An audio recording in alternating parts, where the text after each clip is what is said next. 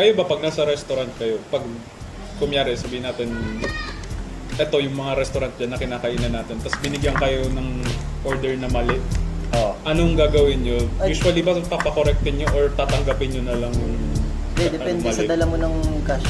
Ako depende sa mood.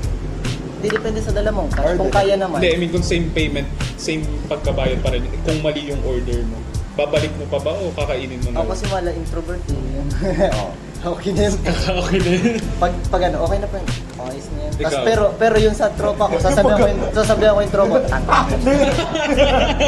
May trash talk. Hindi naman kunyari hindi kilala niya mo. Tapos sinasaksak pa siya. Pagka introvert ka na, ganyan na hindi na nagtatawag ng pulis. Ikaw? Hindi, papabalik. Ewan ko. Hindi, naawa din kasi ako. Mali Hindi na naman. yun. Hindi. Sino makakainom? Siyempre papabayadan yun dun sa waiter.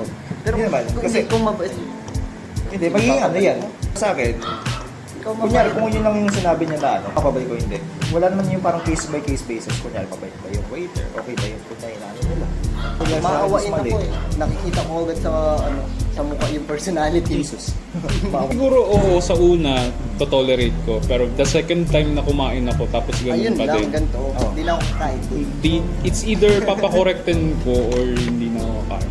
Hindi lang ako Hindi naman sa Or papakorrektin